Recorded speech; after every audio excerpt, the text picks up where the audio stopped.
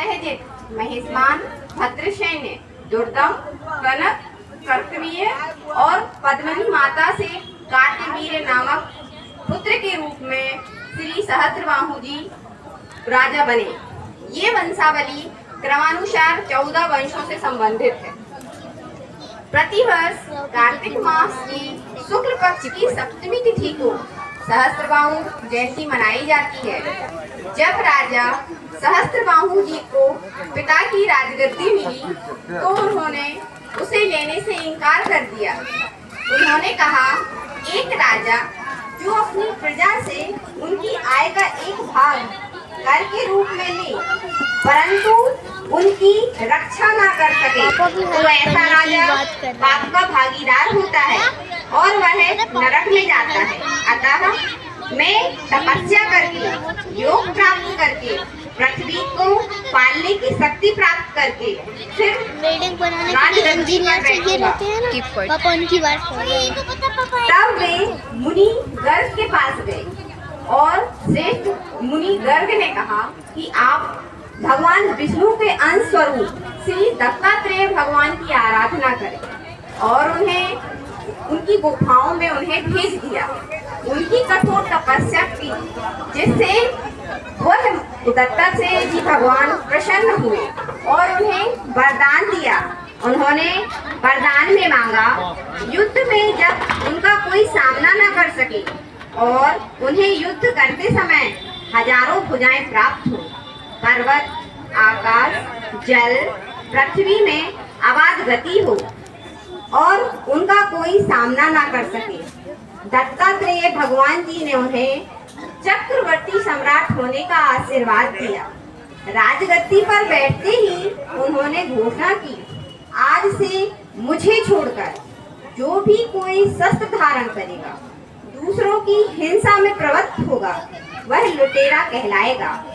एक समय की बात है, सहस्त्रधारा में भगवान अर्जुन अपनी रानियों के साथ जल क्रीड़ा कर रहे थे और उसी समय रावण वहां आ जाता है तो वह बहुत क्रोधित होते हैं और दोनों के बीच युद्ध होता है, जिससे सहस्त्रबाहु जी ने रावण को परास्त कर उसे पशु के समान बांधकर निर्जन स्थान पर रख दिया। पर उनके नाना पुलस्त जी की आज्ञा पाकर कुछ समय बाद उन्हें वहां से छोड़ दिया गया।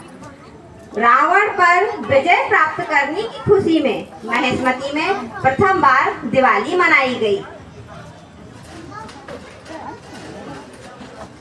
जैन ग्रंथों में सहस्त्रार्जुन को सहस्त्रकर्ण से संबोधित करते हैं।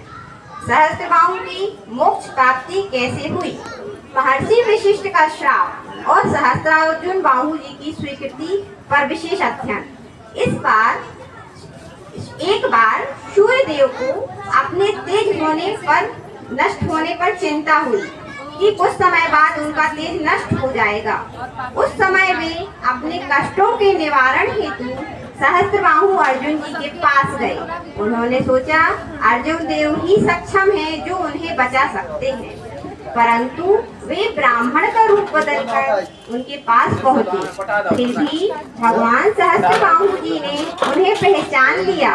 सूर्यदेव जी ने कहा, आप खांडव वन की समस्त जड़ी बूटियों और वनस्पतियों को अग्नि में भस्म कर दें, जिससे मेरा तेज बना रहेगा। परंतु भगवान सहस्त्रबाहु जी ने मना कर दिया। उन्होंने कहा, ये सारी संपदा मेरे रक्षित क्षेत्र में है।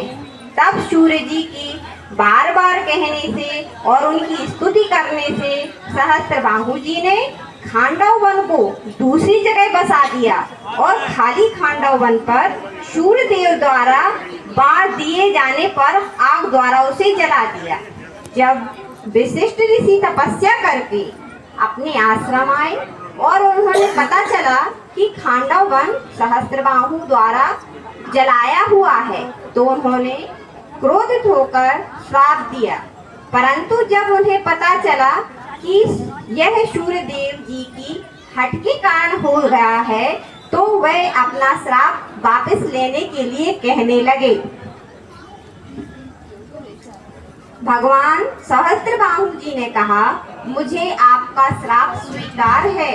मैं अपने अंतिम मोक्ष के लिए इस अवसर को स्वीकार करता हूँ।